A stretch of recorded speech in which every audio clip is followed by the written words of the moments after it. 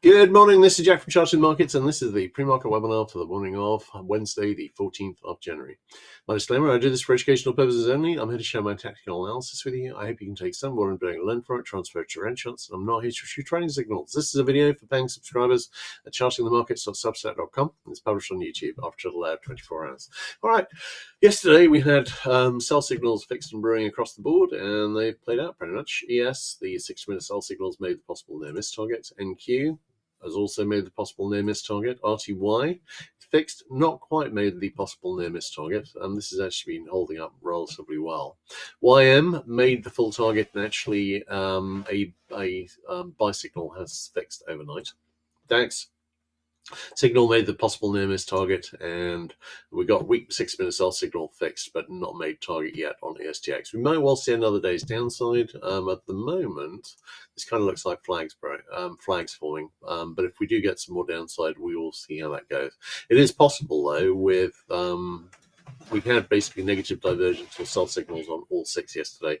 We've now, in effect, only got that on 2. That may not be enough to hold it down. We shall see.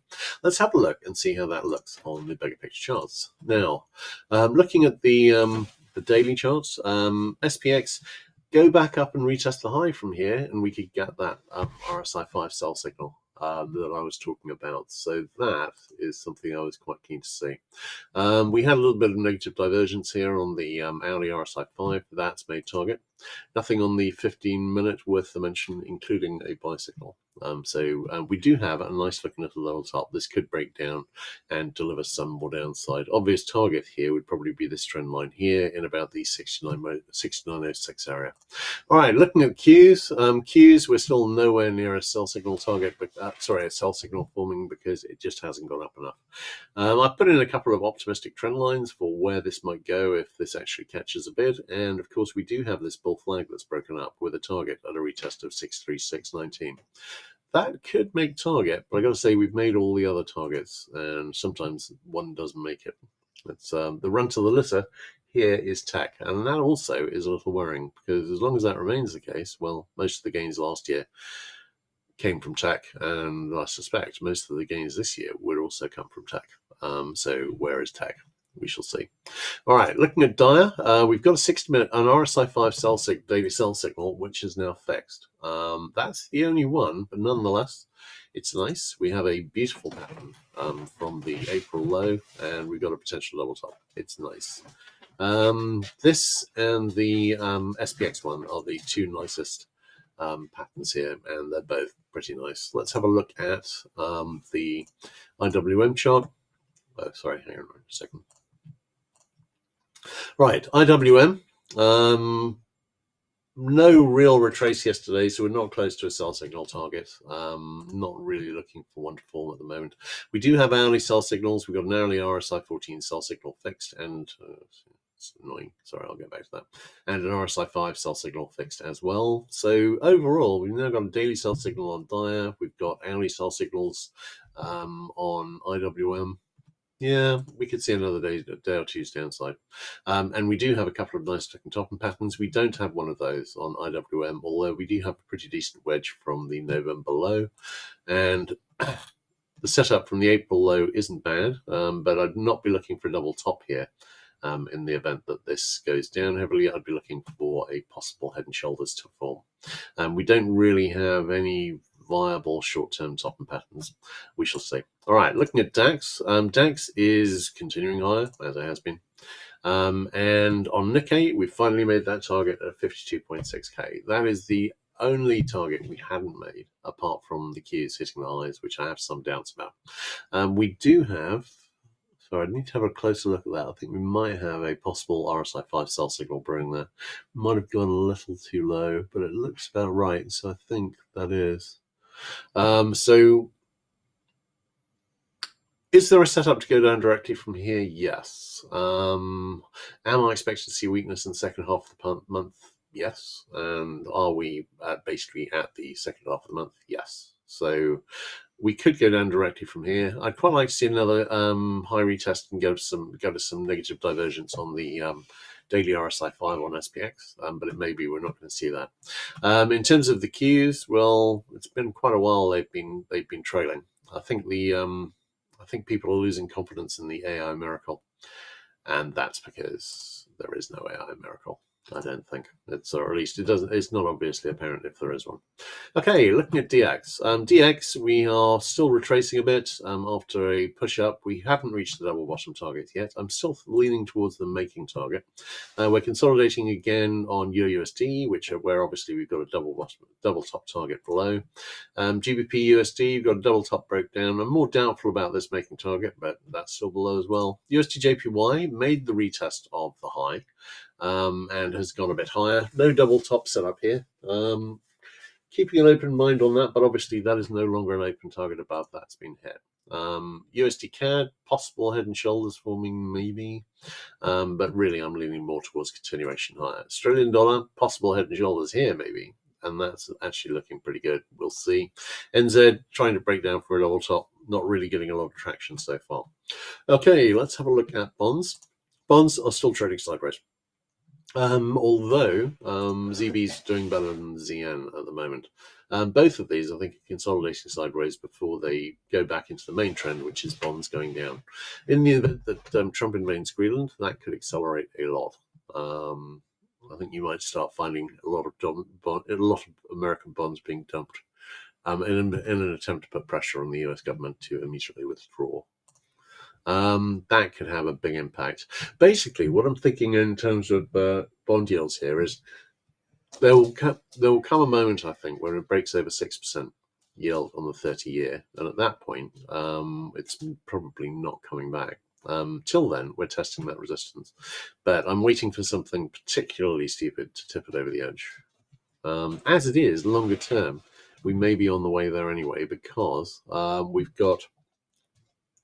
Well, the Canadians have already given instructions that, after Trump was threatening a couple of their banks last year, they've already said to their pension funds and banks that the US is no longer a safe investment destination, and they've been pulling out. They're pulling out over a period. They don't want to panic the markets or anything, but this has already been making some muni bond auctions difficult.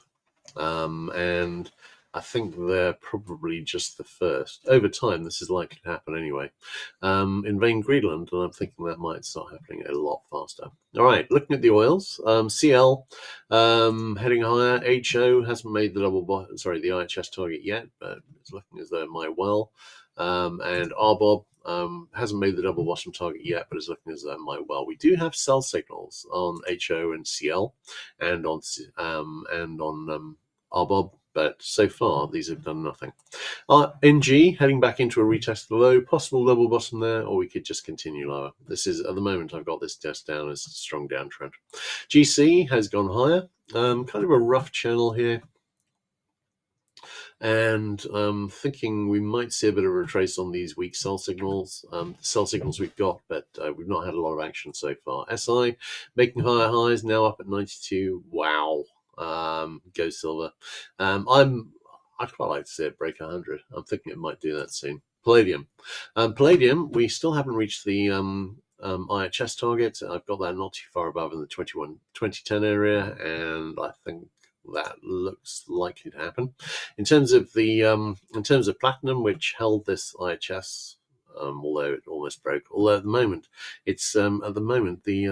odd things are happening with my futures platform, so it looks a little strange because a lot of my out of hours data has now disappeared temporarily. I'm hoping it will come back. Otherwise, I'll need to redraw all these, possibly pick another platform because this is messing up my charts.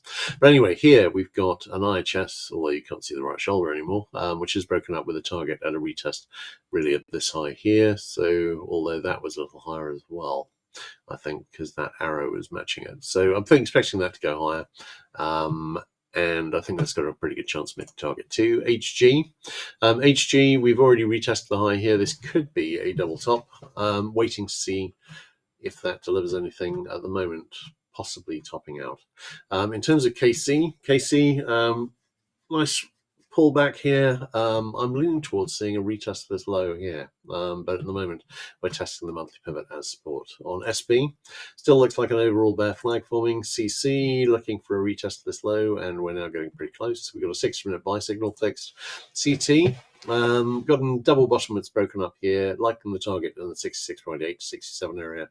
Not sure Cotton likes that target as much as I do so far. It's been pretty slow. Lumber, getting pretty close to double bottom resistance here. I wasn't expecting this to break up, but it could break up, and if it did, it would have a target, which would be up in about the 645 area. On wheat, double bottom has broken up.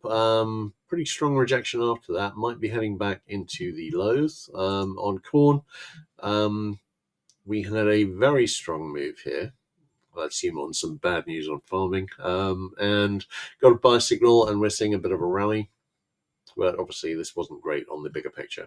On soy, we've retested the low and got a potential level bottom here. Not seeing an awful lot of reason for that to deliver, but we will see. Certainly the Chinese and the Brazilians seem to be having a bit of a row about soy, and it might be there's an opportunity for American farmers in that. We've got a 6-minute buy signal fixed. On ZL,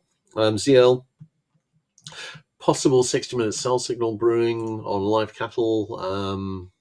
Possible level top here, but leaning towards continuation higher.